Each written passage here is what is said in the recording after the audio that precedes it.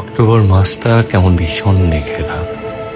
গাছের পাতারা ঝরে পড়ে ঠিক যেমন স্মৃতিরা একদিন ঝরে যায়। এই মাসটা অদ্ভুত।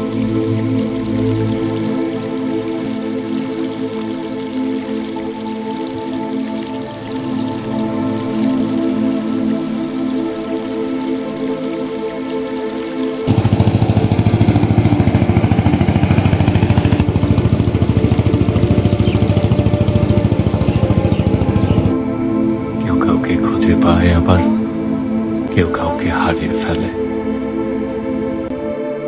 ছোটবেলায় ভাবতাম বড় হলে হয়তো জীবনটা সুন্দর হয়ে যাবে, কিন্তু বড় হয়ে বুঝতে পারলাম ছোটবেলার থেকে সুন্দর আর কিচ্ছু হয় না।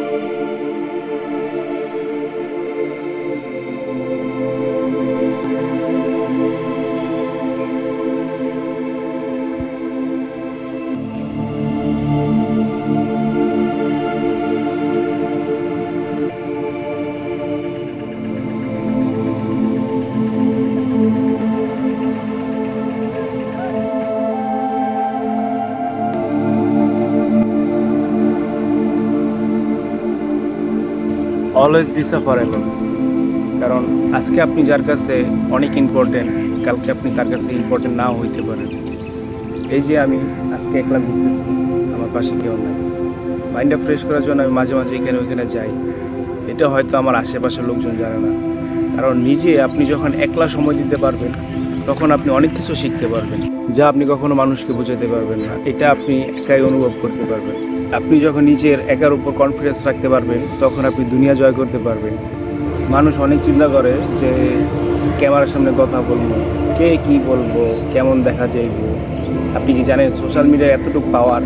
মানুষের কাছে গাড়ি আছে, বাড়ি আছে, সব কিছু দিতে পারে। এটা প্রথম স্টেপ হইতেছে আপনার ক্যামেরায় ফোকাস করতে হবে, লেন্সে দেখাইতে হবে এবং সঠিকভাবে কথা বলতে হবে। মানুষ কি বলবো এটা নিয়ে যদি আপনি ভাবেন, তাহলে আপনি জীবনে কিছুই করতে পারবেন না। এই যে আমি ভিডিও শ্যুট করছি, একটা ব্লগ তৈরি করছি, আমাকে অনেকজন অনেক কথা বলছে, তো আমি ওদের কথা কারে নেই। নিজের যা ইচ্ছা তাই করতে হবে জীবনে। জীবন কারোর জন্য থেমে থাকে না। পরিশ্রম ছাড়া ভিক্ষাও পাওয়া যায় না। বসে থেকে তো কেউ বড়লোক হইতে পারে না, অবশ্যই পরিশ্রম করতে হইব। এই যে আমার সময় এখন যাইতেছে, আমি এখন জিরো। আমি এখন ভিডিও তৈরি করতেছি, আমাকে চ্যালেঞ্জ দিচ্ছি যে অবশ্যই জীবনে সোশ্যাল মিডিয়াতে অবশ্যই একটা না একটা কিছু করব। এটা আমার ভিডিওটা আমি এখন রেকর্ড করে রাখতেছি, যে পরবর্তী আমি ভবিষ্যতে যেন বলতে পারি আমার সময়টা কাটছে, আমি তখন এরকম ছিলাম। আপনারা হয়তো অনেক কিছু চিন্তা করেন যে সে কী বানাইতেছে, কী ভিডিও করে, কেমন লাগে, খুব পাগল লাগে। দেখুন, একটা বাড়ি তৈরি হইতে অনেক সময় লাগে, তখন এটা দেখতে খুব খারাপ লাগে, কিন্তু বাড়িটা যখন তৈরি হয়ে যায় তখন মানুষ বলে ওয়াও কত সুন্দর। আপনাদেরকে একটা মজার ঘটনা শোনাই। একটা কৃষক, সে ঘোড়াও পালে এবং গাই গরুও পালে। তো একটা গাই গরুর বাচ্চা আর কি ঘোড়ার সাথে বড় হয়।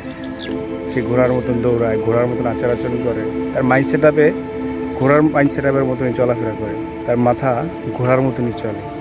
এটা থেকে আমরা শিখতে পারি যে আপনি যেই এনভায়রনমেন্টে বড় হবেন আপনি সেরকমই হবেন। এটা ম্যাটার করে না আপনি কোন ফ্যামিলি থেকে বা আপনার বংশগত কী। আপনি যদি আপনার নিজেকে পরিবর্তন করতে চান, তাহলে আপনার এনভায়রনমেন্ট পরিবর্তন করতে হবে। এটা আমার জন্য চ্যালেঞ্জ। অবশ্যই আমি মিডিয়া থেকে একটা না একটা কিছু করবো।